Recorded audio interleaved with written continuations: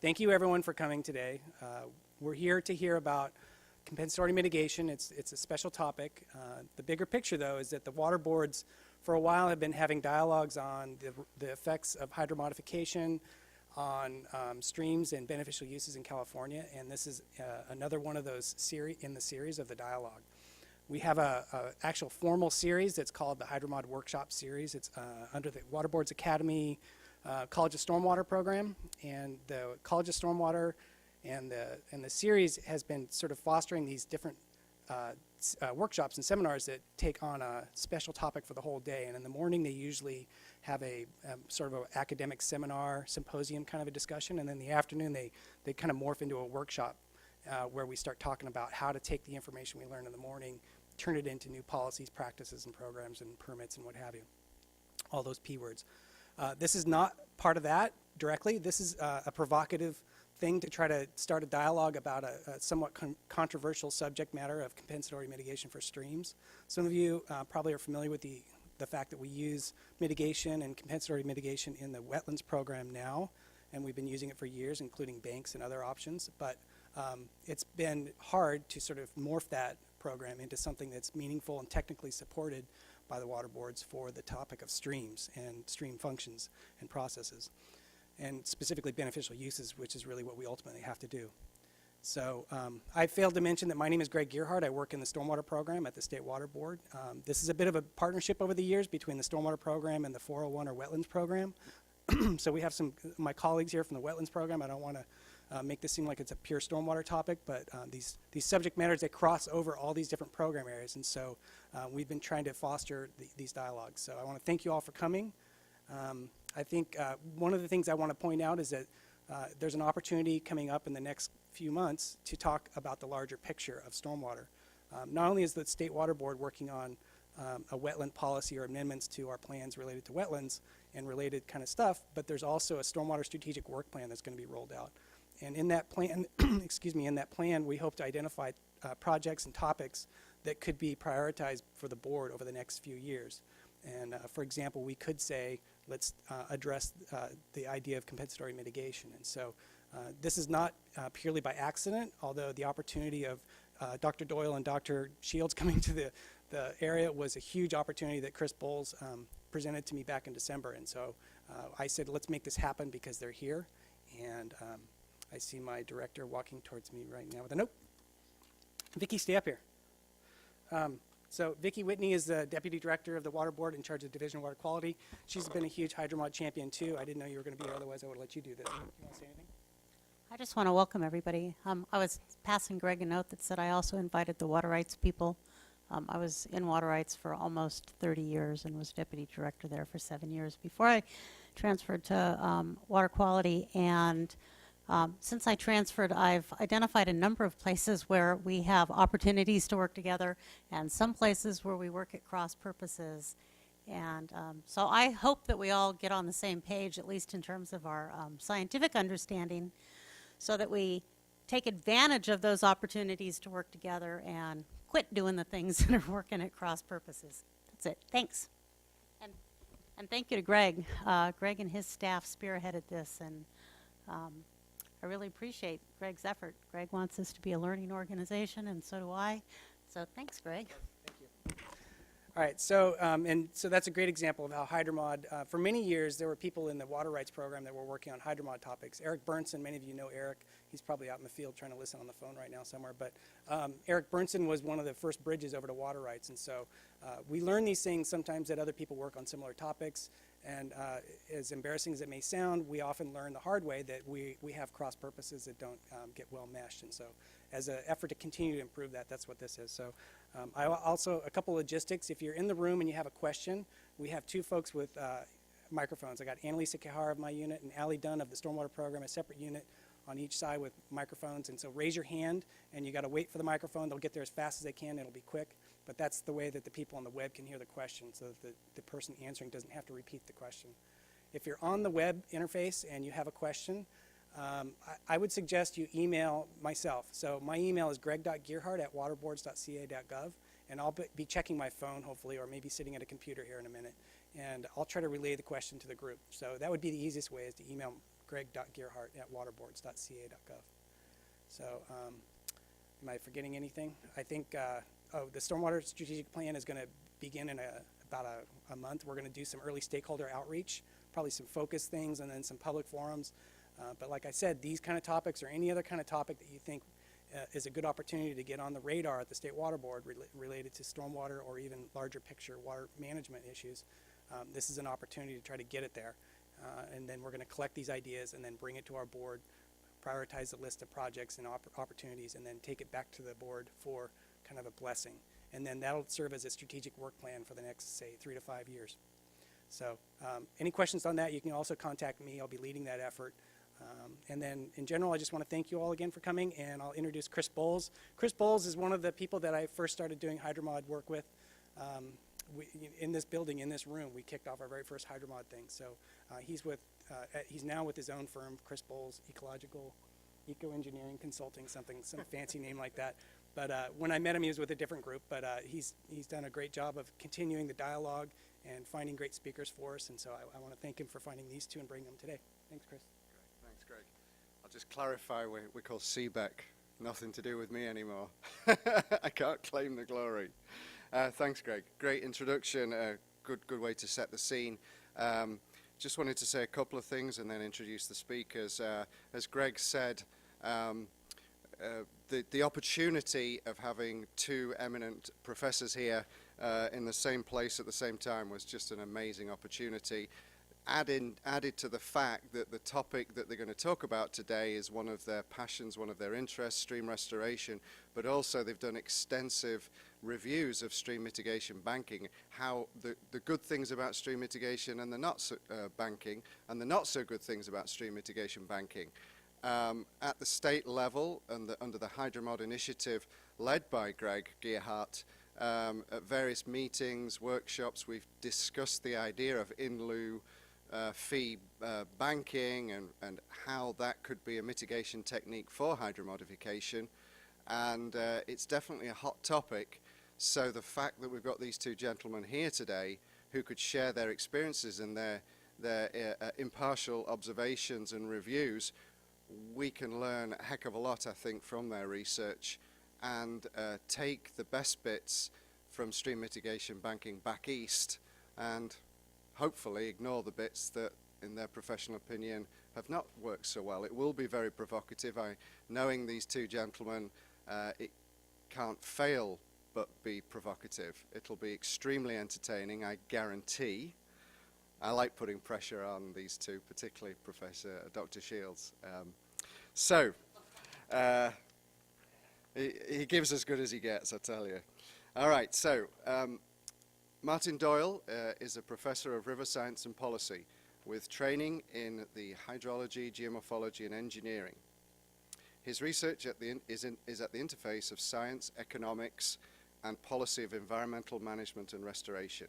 His background is in hydraulics, sediment transport in rivers, but he also works on river infrastructure, including decommissioning dams and levees, as well as his research on emerging ecosystem service markets. He holds a PhD in earth science from Purdue University and a master's in environmental engineering from Ole Miss. His research has resulted in several awards, including a Guggenheim Fellowship, 2009, a National Science Foundation Early Career Award, 2005, and I'll probably pronounce this wrong, Martin, the Chorafus Prize from the Chorafus Foundation in Switzerland, 2002. For his work in bridging environmental science and policy in 2009, he was named the inaugural Frederick J. Clark Scholar by the U.S. Army Corps of Engineers. Doug Shields, Jr. is a consulting hydraulic engineer who's employed by CBEC Eco Engineering part-time. He currently serves as the chair of the American Society of Civil Engineers Technical Committee on River Restoration and previously conducted research for the Corps of Engineers 1980 to 1990 and the National Sedimentation Laboratory USDA ARS Agricultural Research Station 1990 to 2012. His research focused on response of fluvial systems to human influences and development of environmental design criteria for all types of channel stabilization and modification projects, including stream bank erosion controls, levees, and management of riverine backwaters. Dr. Shields holds a PhD from Colorado State and an MS from Vanderbilt. He has authored or co-authored more than 280 technical publications and is a registered professional engineer, a diplomat of the American Academy of Water Resources Engineers and a fellow of the ASCE.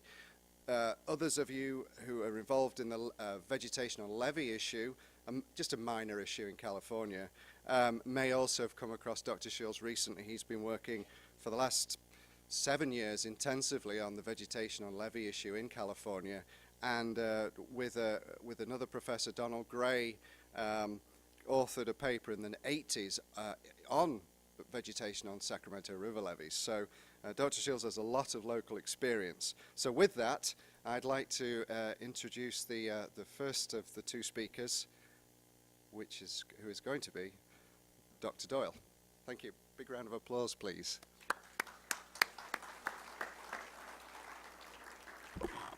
Thanks. It's always, I prefer, save the applause to see if it's actually any good and useful. One of the things that has come up in the past couple years is this issue of compensatory mitigation, and it might be a little bit strange to have somebody from North Carolina and somebody from Mississippi plopping down in the middle of California to talk about any issue related to water. And for the most part, we will be useless for water-related issues that you all face. But because the South is humid, and because there's been a lot of land development, the intersection of land development, transportation development, and humidity means that we have impacted an inordinate number of streams and wetlands over the past decade or so, especially in North Carolina and South Carolina. In addition to that, in 2001, maybe 1999, the state of North Carolina decided that they would require in-kind compensatory mitigation. And what that meant was that impacts to wetlands could be compensated by restoration of wetlands. Impacts to streams had to be mitigated by restoration of streams or mitigation by streams. So that requirement of in-kind mitigation, which wasn't present in most other states, meant that North Carolina was one of the tips of the spear for developing compensatory mitigation for streams before it was actually formally required by the Corps of Engineers. A lot of the interest in stream mitigation has been derived from the 2008 new federal rule, which has been on the streets for a while and has an emphasis on in-kind mitigation. And so the interest in stream mitigation is presumably because compensation for stream impacts is now going to be held to a higher standard of in-kind mitigation. So with that as the background, what I want to do is I'm going to talk for a few minutes setting the stage for compensatory mitigation and some of the experiences that we had in North Carolina. And I fully understand that the bulk of these will not transfer or translate cleanly into California. But I do warn you that a lot of the lessons that we saw in North Carolina have not been taken up by other states that have developed similar programs, and they have suffered similar fates as what North Carolina did. So there are some lessons that are transferable, are translatable, and I'd encourage you to learn from some of our mistakes. I'll talk for a few minutes. Doug will talk for a few minutes in between, then I'm going to close out. We only have about 24 slides or so. That's going to take us about 28 minutes or so to get through, possibly more. Please stop us and get a clarification or something. If you want to take us in a new direction, maybe wait till the end of it. But if anything clarifying, just please go ahead and give us a stop. So the goal of the Clean Water Act is to sustain and restore the chemical, biological, and physical integrity of waters of the United States. We'll set aside the whole issue of waters of the United States for now. That could be another 3-week short course. So the impacts to any aquatic resource in the United States requires mitigation, which formally means avoidance first, then minimization of those impacts, and then compensation. Compensatory mitigation is by definition it's the last resort measure. We'll refer throughout the talk today or the conversation today in medical terms. So this is kind of open heart surgery. This is the last thing that you want to do for somebody with heart trouble. Okay, you're literally breaking open the ecosystem. So if there are other things that we can do to end up with similar results, that's what we actually want to start with. The goal, the overall overarching goal of compensatory mitigation is no net loss, in this case of stream function. And we've got to keep our eye on that goal. There's a vast amount of experience with wetland compensatory mitigation that was culminated in 2001 with the National Academy of Sciences report. Stream mitigation it's fairly new, although stream restoration itself has a rich history, and that's what we're going to be drawing from a lot today, especially with Dr. Shields, with Doug's literature review. Briefly, just so that we're on the same page in what we're talking about with compensatory mitigation, when the idea of mitigation started, the Corps of Engineers and the EPA, but primarily the Corps, must issue a permit under Section 404 of the Clean Water Act to impact any water of the United States. The general idea was that if 5 acres, let's just take a hypothetical land development, there were 5 acres of wetlands on the site. Because of their location, the land developer might want to put infrastructure or fill those wetlands. And so the initial program was thought to be a permittee responsible mitigation, where the permittee is the person, the land developer, often or the Department of Transportation, asking the Corps of Engineers for permission to impact those aquatic resources. The Corps of Engineers would condition the permit on compliance that the permittee would restore or create or restore or enhance a certain number of acres of wetlands that permittee had on the site. So often these were on-site mitigation. So on-site permittee responsible mitigation. And so the relationship was simply between the land developer, the permittee, and the Corps of Engineers. The Corps of Engineers would grant the permit, but they would also be the primary agency involved with assessing the plans and the actual restoration of the project. Who actually is this entity? I'm going to have it labeled as the Corps of Engineers, understanding that the entity that actually does this is often called the Interagency Review Team or the Mitigation Bank Review Team. So that's the Corps of Engineers and the EPA overseeing the 404 program. Usually there's a state agency as well, and sometimes the Fish and Wildlife Service. When endangered species are involved, the Fish and Wildlife Service will become involved much more so. With anadromous fish, I presume that there's going to be other issues that will have to be involved. Now, about 1994, through an MOU that the Corps of Engineers signed with the EPA, they made possible off-site mitigation. So similar relationship where the first projects that were done in this vein, the permittee was responsible for the mitigation. They would simply buy land somewhere else to do the restoration. So this was off-site permittee responsible mitigation. Again, this relationship was primarily between the Corps of Engineers and the permittee. What changed a little bit after that, especially in the mid-late to late 1990s, was compensatory mitigation, off-site, and these private mitigation banks, or some other form of mitigation bank, a third party providing the compensatory mitigation. Now, there's a series of reasons for these, and there's advantages and disadvantages to mitigation banks, but this is really the form that's come to dominate in the eastern United States. And I assume that you have something similar to this that's happened a lot with wetlands. The advantages for the developers is that in the transaction where the money is paid to the mitigation bank, the liability is also the liability for the condition of the restored wetland or the restored ecosystem. That liability is transferred to the mitigation bank, and this is really essential. The land itself, the ecosystem itself, is never transferred. The commodity, if this is kind of an ecosystem service market, the commodity that's changing hand is really the liability. The permittee is not interested in owning an ecosystem. The permittee is interested in the permit to impact the wetlands that they actually have. That's really essential to understand the policy structure behind this.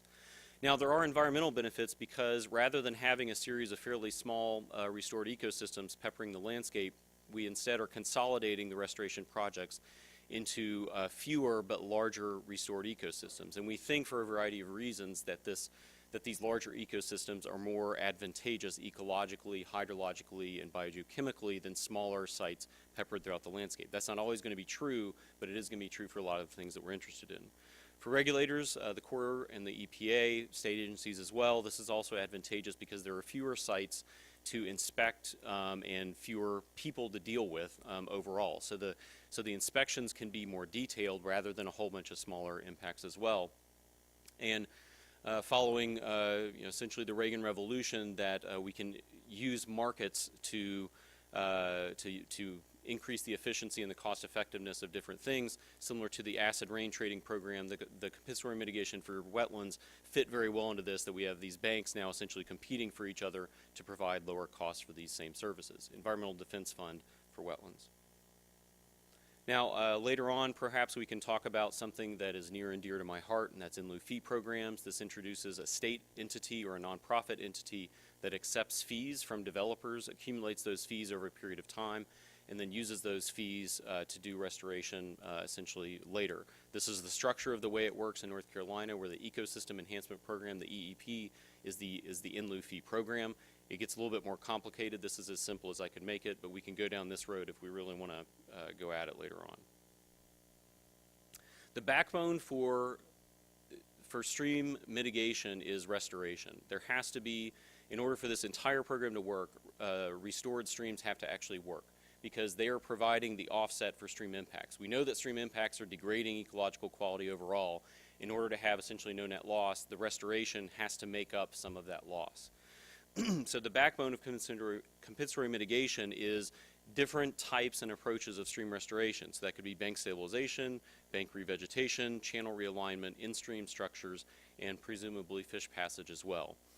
Some of these have been used a lot more than others. In North Carolina, stream realignment and in-stream structures are the two primary ways that restoration. There's lower qualities of restoration. Bank stability through bioengineering is another form as well.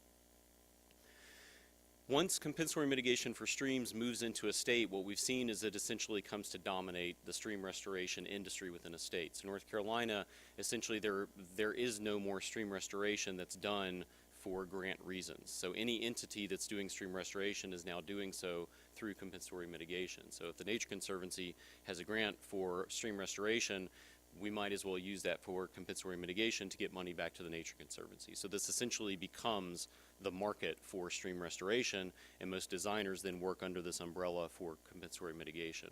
So once it's in, it really comes to dominate.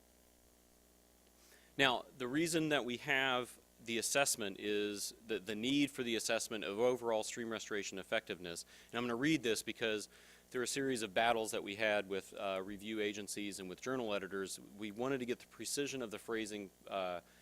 We wanted to be really careful, and I'm going to try to be very careful in this talk. I'm usually very animated, and I would keep you awake very well, but I need to be a little bit dry through some of this in order to be precise, because the precision becomes really important. So what we ended up kind of, the regulatory agencies, the assumption has to be that stream restoration, as has been typically and traditionally practiced in terms of its technique, its scale, and its sophistication, produces increased physical, chemical, and biological integrity of a formerly degraded stream system. So if the goal of the Clean Water Act is no net loss of stream function, and restoration is making up for the loss of function somewhere else, then that restoration, we have to assume that the way we're doing restoration is improving chemical, biological, physical integrity of these waters. Okay, so that's the backbone of the whole thing. It's necessary for this whole program to work. The 2001 NRC report for wetlands raised a lot of concerns about the efficacy for wetland restoration under compensatory mitigation as well. Okay, so in searching for evaluating stream restoration effectiveness, Doug Shields was actually my master's advisor and my career mentor, and he's been up to his eyeballs in the stream restoration literature for several decades. And I want to just preface before he gets up here the fact that neither Doug nor I have anything personal or professional to gain on stream restoration not working, and what he's about to say. We've gotten a lot of criticism for some of the reviews that we've done, and a lot of Doug's career has been centered on doing stream restoration, and so he's thought about this a lot, and he's been one of the godfathers of the engineering of stream restoration.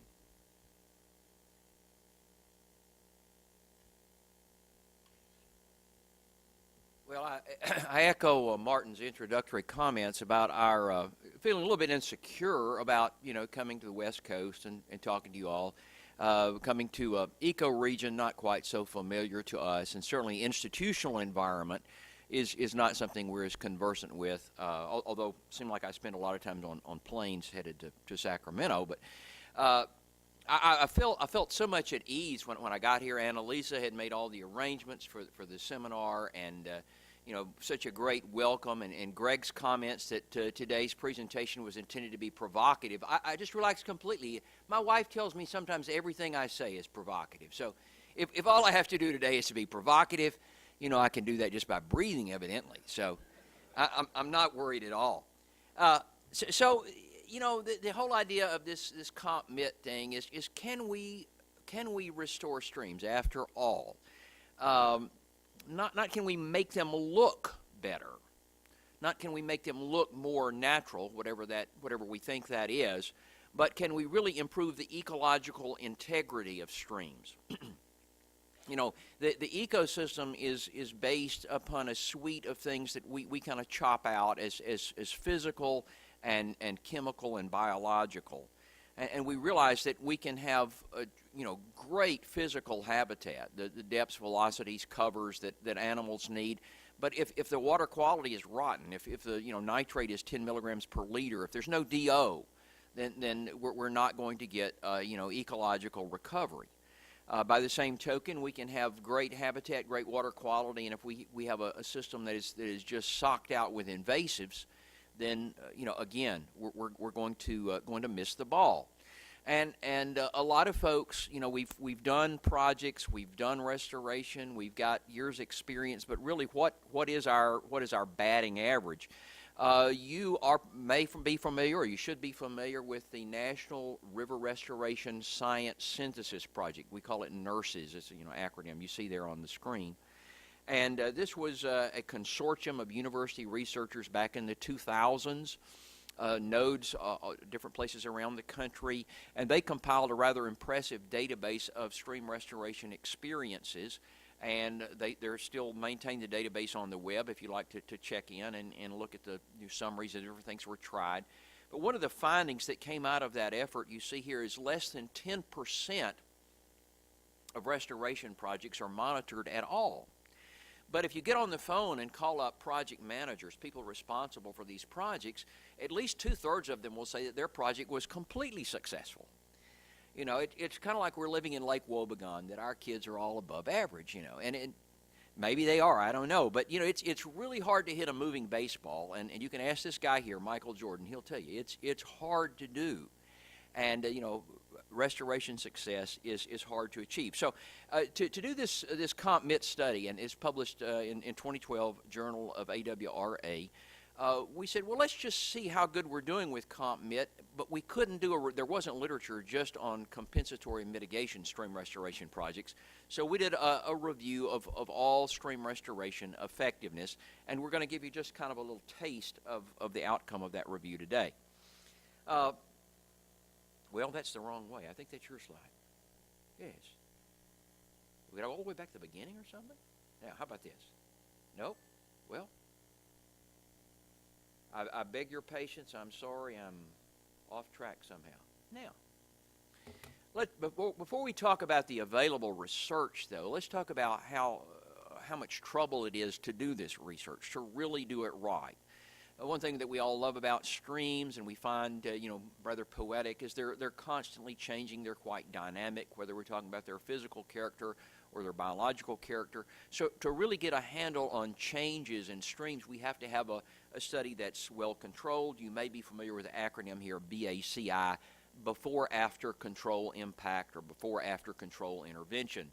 And this may be environmental science 101 for some of you, but still the ideal here is to start monitoring before you do any restoration, and to pick 3 sites.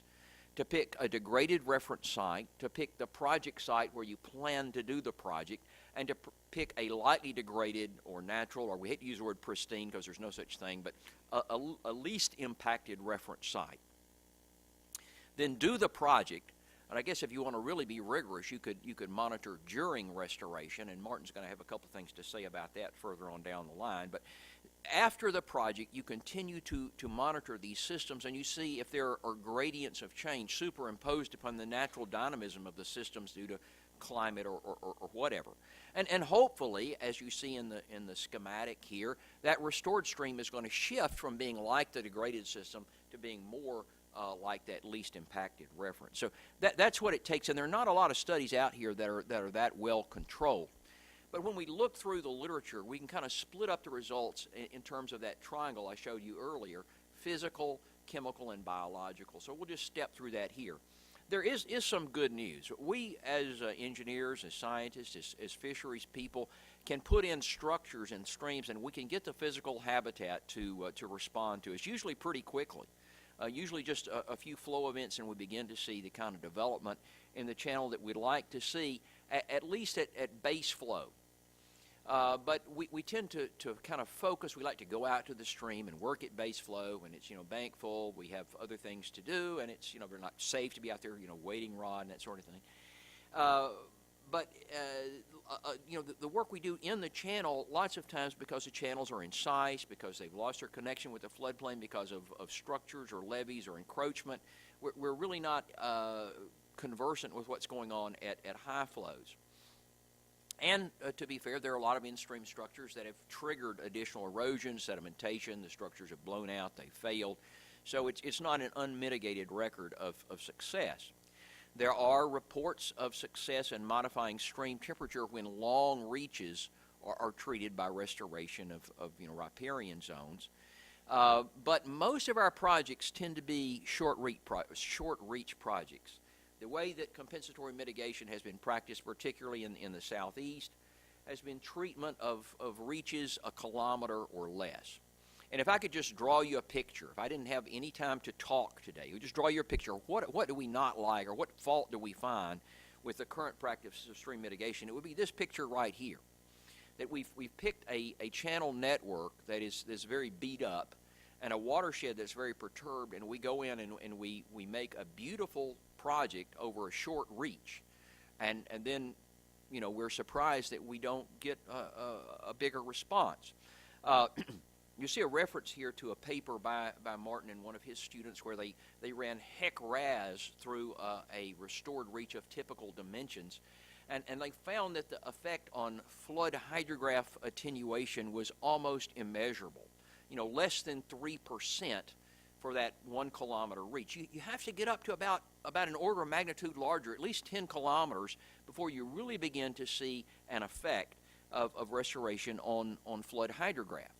So a lot of compensatory mitigation projects claim that they're going to represent gains or returns to a more natural hydrologic regime, both for flood control issues and also for environmental issues. But this is something so slight we can't even measure it.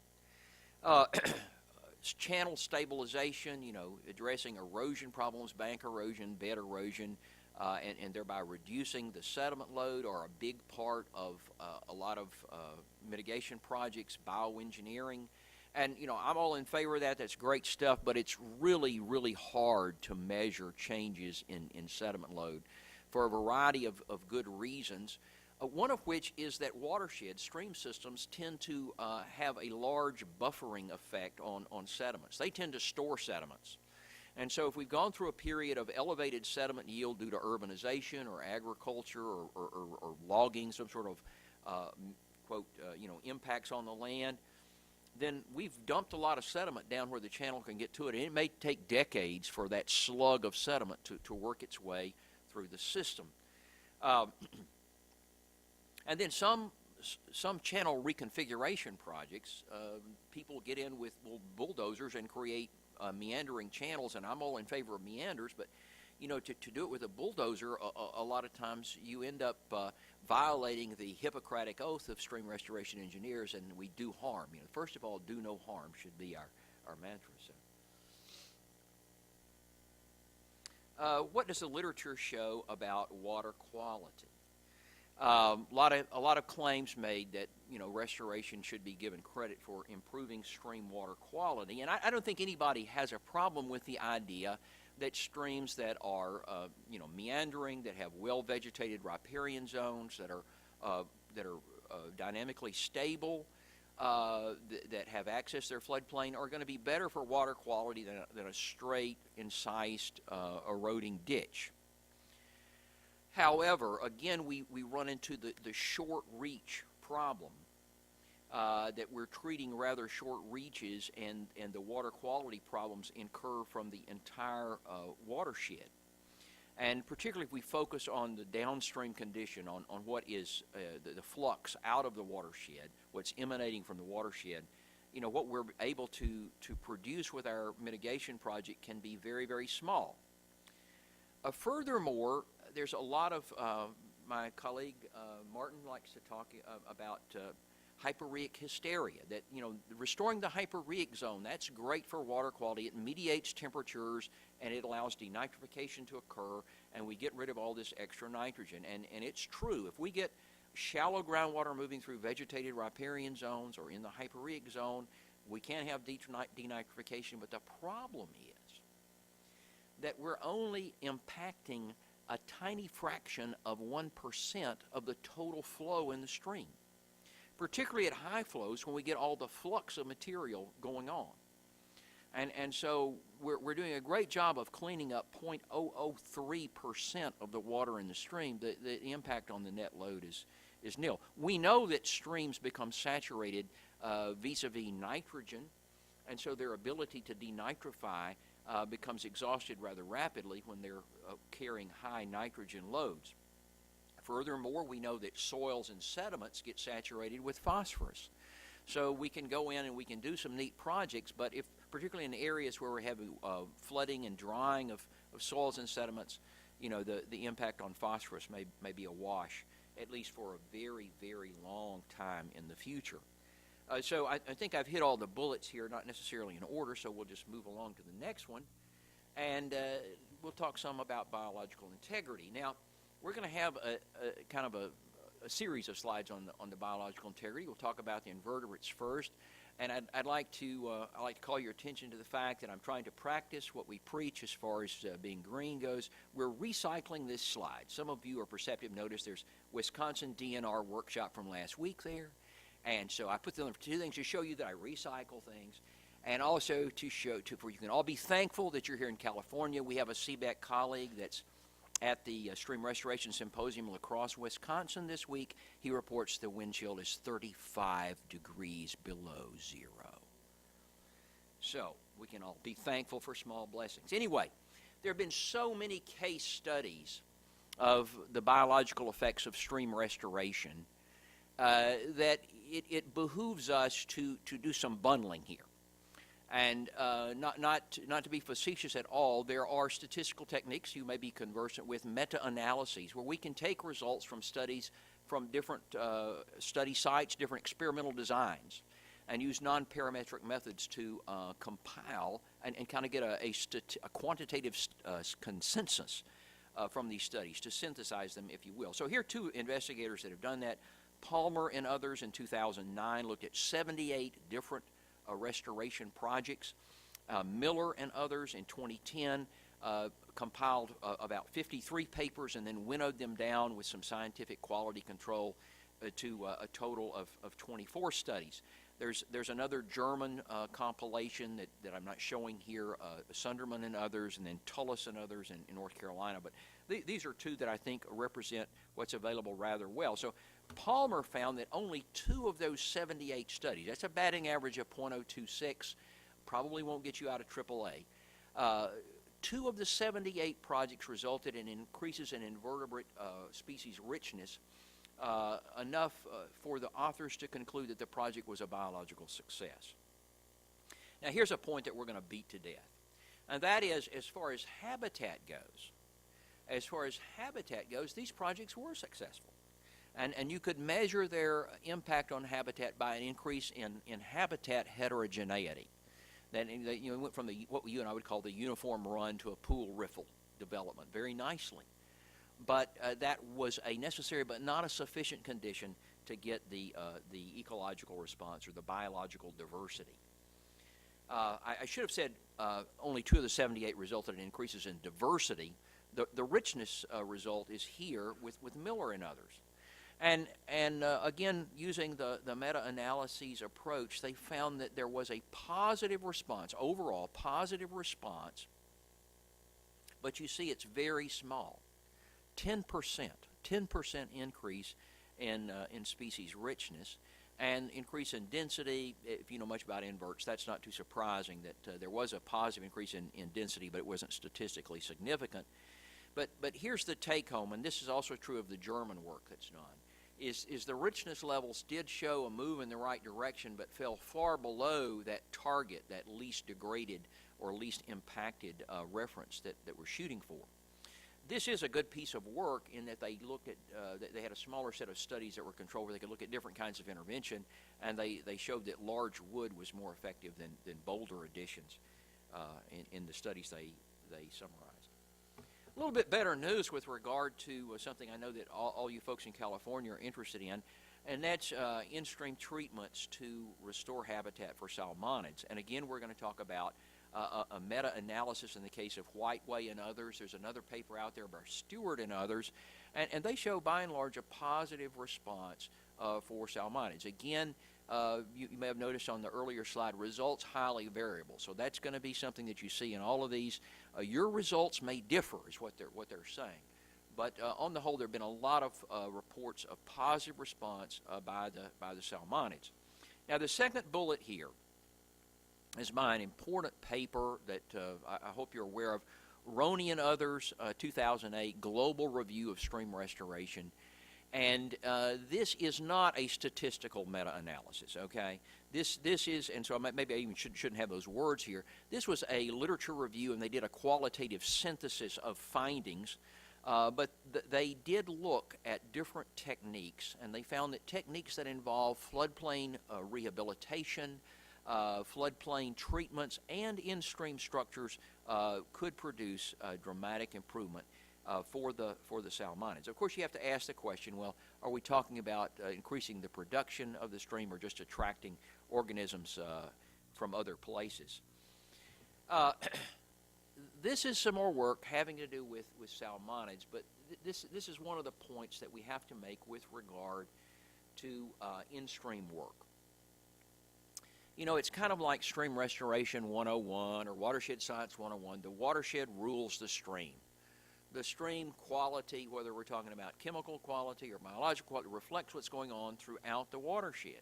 And here's a beautiful case in point.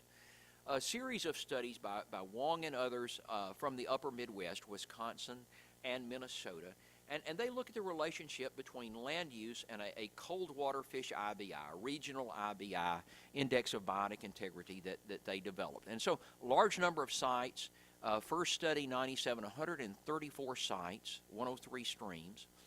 The year 2000 publication, 47 small streams. And then finally in 2003, and in all cases, they found a very sensitive response to land use, land cover.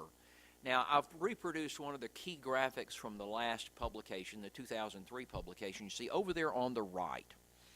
And the point is this, these are not lines of best fit. They are envelope curves. And so if we're below that 6 to 10% range, we can really be anywhere with regard to IBI. But once we pass that 6 to 10% threshold, the x-axis on all three of these plots is the same. It's connected imperviousness. Once we get past 6 to 10%, then all bets are off. The IBI just crashes. And so I guess that almost makes you think, well, compensatory mitigation, if you can't go out and buy the whole watershed, it's just hopeless. Not entirely. They did show in their last study that land cover within 30 meters of the stream channel was a very important factor in determining a response. So I think that this is certainly sobering for those of us who like to work in the stream corridor. But maybe we shouldn't throw up our hands entirely. This is, a regional study, not this region. There's probably something just this strong for California. These sorts of studies have appeared across the country through the years. For the non-salmonid fishes, the kind that are more common in the hot part of the country where I'm from, and in certain parts of California, message here is a little bit more discouraging. Very good work done in the United Kingdom on 13 in-stream structure projects. Again, physical habitat diversity was restored from an engineering standpoint. The projects were successful, but they were a bust with regard to fish. This says 0 of 13 projects had positive effect. So as far as the inverts and fish go, a batting average of perfect 0, 0, 0. Doug Thompson is a guy that actually has a degree in physics, but he must like streams because he has published quite a few papers looking at the effect of in-stream structures. In-stream structures, I mean, who doesn't like to play in the water, okay? So you can actually find stream improvement structures described in literature from the 19th century. And a lot of people feel like we can improve the fishing. We can go to these streams. They may be battered a little bit. We can put them in shape with our wing deflectors or what have you. And so there's a very healthy literature. The CCC did a lot of work on this in Michigan and Ohio back during the Depression.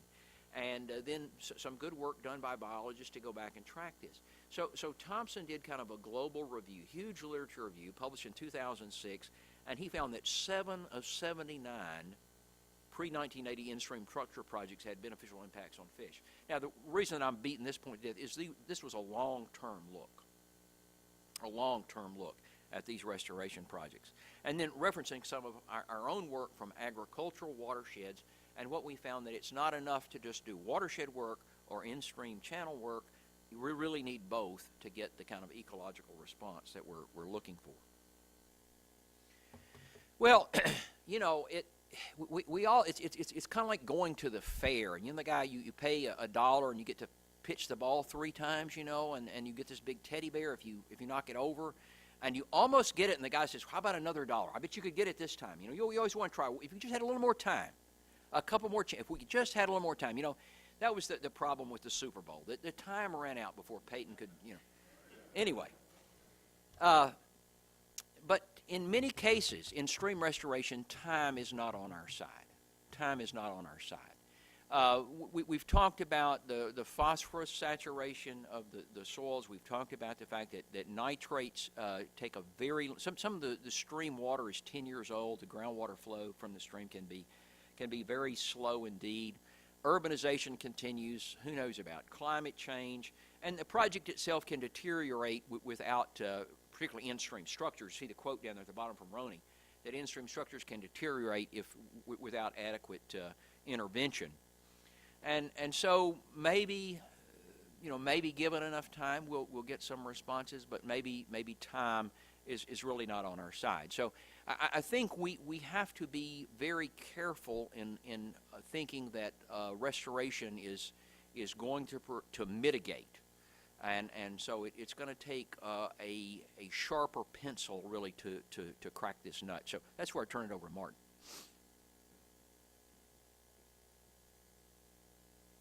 This is a phase in our talk where we usually have a group hug, and then we try to figure out what to do. So the 2 realities to confront, again, are that stream restoration, and I want to emphasize again, as has been traditionally practiced in terms of technique, scale, sophistication, may not work for many of the goals that we have presumed that it would actually accomplish. The second is that the changes, when there are benefits, the changes may be so small or so subtle as to be difficult to measure directly and quantify with existing tools. This again is very important because one of the things that the Corps headquarters is starting to emphasize is that demonstrable benefits to the ecosystem is now increasingly important after the 2008 federal rule. So being able to demonstrate these effects is important, but the effects that we're actually having are fairly small for a lot of the things that we say we're doing the restoration for. So a few suggestions for how we can possibly start to move forward. And we don't want the lesson from this session today to just be to throw up our hands and stop doing this. We have to figure out a way to do it. Abandoning this entire enterprise is not an option. So one of the things is that the idea of what are we going to compare to, one of the simplest things is that we actually need to start comparing the restoration to what it was before, stay in the site, and really, at a minimum, require that the restoration actually improves something beyond just the prettiness or the aesthetics of the channel. Again, the emphasis should be on do no harm. I'm showing a graph here at the bottom, and this is total suspended solid, suspended sediment at a stream restoration site that we were able to slip into at the last minute right when they started construction. On the y-axis is a log scale, and it's the ratio of the suspended sediment exiting the downstream end of the site relative to the suspended sediment coming into the site. Okay, so this is essentially how much sediment was mobilized during the restoration itself and for the 2 years after it. So restoration started in about July of 2008. And what you can see is that for that first year, during and immediately after restoration, the suspended sediment loads were 10 to almost 100 times higher exiting the site compared to coming into the site. So if you want to say that we want to improve water quality, you've now opened the chest completely up of this patient. You've caused enormous amounts of damage to the ecosystem. So the benefits, the long-term benefits of the restoration, they not only have to be better than the way things were before, they have to make up for that window of time during that actual construction. And if you're upstream of a reservoir, this becomes very important because you're mobilizing a lot of sediment with the argument that you're going to be saving sediment down the road. Same thing with phosphorus or nitrogen or any other water quality. So if we just emphasize that we want to do no harm, we want to have some measurable benefit in something, that's a good first step, but we have to also realize that that's a very modest and a not very ambitious goal for an overall program that's supposed to improve the water quality or the chemical, physical, biological integrity of the nation's waters. The other thing is that we need to start thinking about that all projects are not created equal, and so we need to have different metrics for different types of projects. Remeandering may actually make a lot of sense in salmonid-driven streams where that's where we want to accomplish, in-stream structures, remeandering, but other types of projects that probably should be avoided. There's an overwhelming emphasis that's been placed on morphology of streams as the metric that we want to use for restoration success, but usually in the rhetoric or in the justification document for why we're doing stream restoration, a lot of it is around we want to improve water quality, we want to improve biota. If those are the goals, then I think at the very beginning, the success criteria, the success metrics have got to be biological and they've got to be chemical. We have to demand that what we say we're going to be improving is actually improved. Now the feedback loop on this is really important because what that does is say we're only going to give you credits for the things that you actually improve. And what that does to the mitigation bankers or to the designers is it slows them down dramatically. Because if they have to actually show benefit of their project, then that's a lot of risk for the designer to take on. And it means that they're going to be a lot more cautious about the projects, the location of the projects that they actually work on. There needs to be some alternative to the one-size-fits-all in terms of the types of projects that we look at, as well as the success criteria that